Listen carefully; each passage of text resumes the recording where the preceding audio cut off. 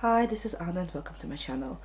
This is going to be my wrap up of my February reads. I haven't really read that much in February and it's almost middle of the March and I'm still owing you that particular video, so I thought I'll just get on with it and see how we go.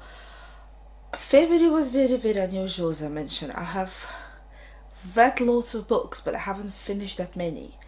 I've only really managed to complete 6 books and 5 of them were part of a series, and then one book was a standout. That was the book in Russian, which has not been translated into English yet, so I'll leave it until the end of the video and I'll talk about the books which I have read in one single series.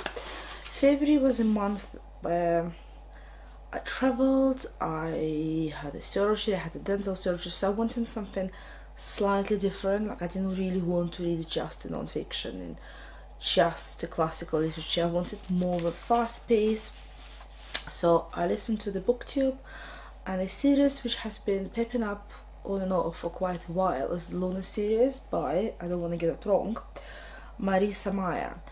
And it came out a while back, particularly the first book in the series, and I was just not convinced. I thought, well, it's going to be the YA literature, so it's going to be a lot of a love story. But then some of the other booktubers who are not really into the whole romance love thing really liked it and they said it's an easy read, it's a quite fast pace, so I thought, okay, I'll give it a go. So I picked up the first book in the series, which is called Cinder after Cinderella, and I have to say I quite liked it.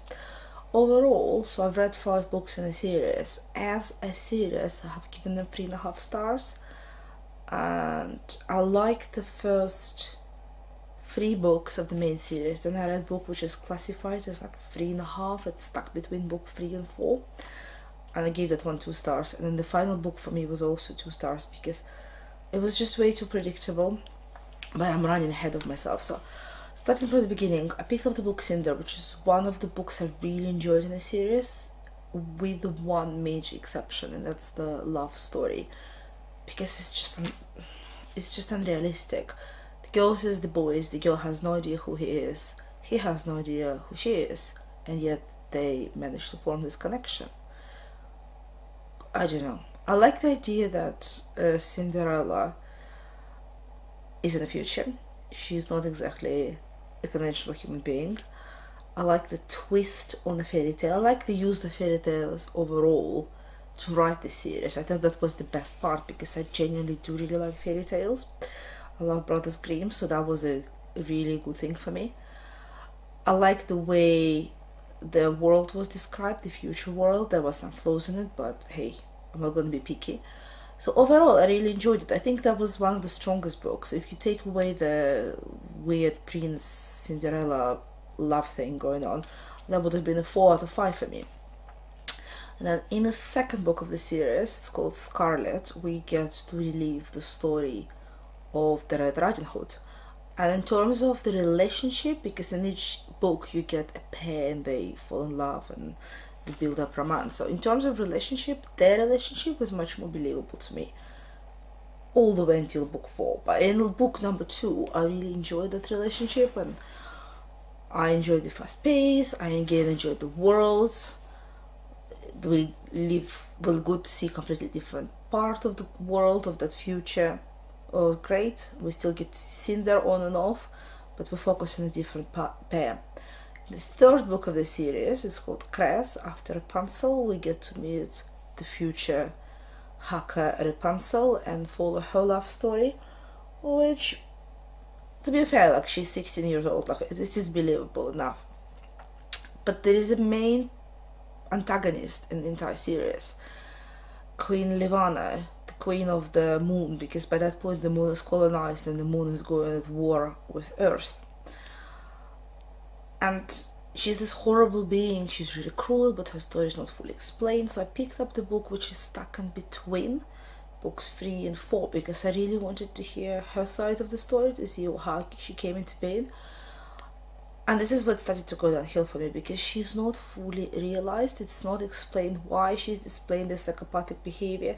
It is thrown into even more complication because her sister gets a big part in the book and her behavior is not explained. The parents' behavior is not explained. The reason why her sister had tormented her is not explained.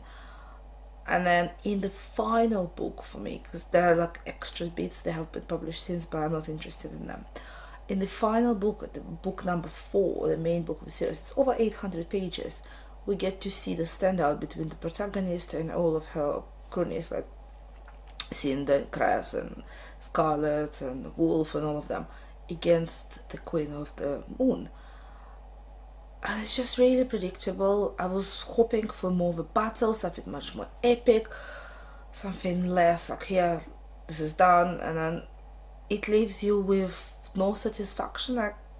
I don't feel that Cinderella will be the better queen, for instance. It's like, you know, when you read the actual Cinderella story and they say, oh yeah, and they lived happily ever after, and you just pause and you think when you're an adult, like, really? Did they really live happily ever after with all of her OCD tendencies? Did the background difference ever come into play with the prince? Because he sounds like a very spoiled one. So the story ends with this victory, the earth wins, but I was feeling like, why did I just invest a week of my life reading this story, particularly the last book? I don't know. It's an interesting modern interpretation of the fairy tales, I give you that. But whether I would recommend it, I would recommend it for teenagers probably, because why not? But for people who genuinely like Brothers Grimm fairy tales, you might not really be satisfied, because you would want to see more done to the story afterwards. What they've done really well is that they've changed the decorations for the Brothers Grimm story, but they haven't shown us what happens after, and I was really curious to see how the author would have taken what happens after. So that's the Luna series. And then the last book which I have read, which is completely different from that, that's Narine Abgaryan and her book People Who Are Always With Me. As you know, because if you watch my channel long enough, you know that I really like Narine Abgaryan. She's a Russian author, she's a current author, she's of Armenian descent, and she writes her books in Russian. Unfortunately, none of her work has been translated into English, and I think it's quite an omission, because she has a very distinctive, very unique voice, and she has a very good command of the current Russian language. I really enjoy both the writing style and the substance of her books. This particular one is one story, so it's not a collection as opposed to what I've been reading in January. This is a standalone novel which takes us to Armenia, to quite difficult time in history, so the collapse of the Soviet Union, where you have all of those multiple states as part of one country, and following the collapse, the perestroika, you had these nationalistic movements which have been suppressed for years and years and years. They appear, rear their ugly head sometimes, and all of those countries which were part of one are now separate ones. So you would have Armenia is a separate country, now Georgia is a separate country, Azerbaijan is a different country yet again.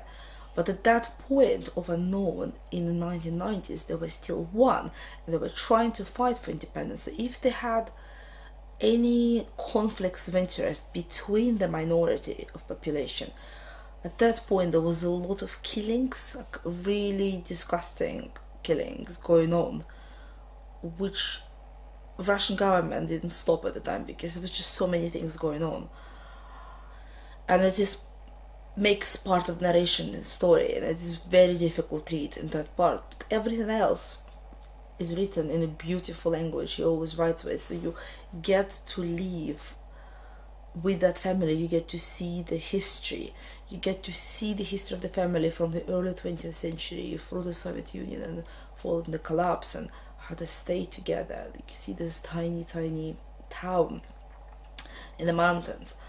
I absolutely enjoy this. I will recommend this. I give it 4.5 out of 5, so rounded up to 4. Absolutely loved it. I have cried twice reading this book. I smiled, I felt a bit of nostalgia. I just hope that someone who watches my videos one day decides that Narine Abgaryan is a worth enough Russian author to be translated into English, and she does get translated because I'm pretty sure there will be demand. She will become popular. There is a niche for her.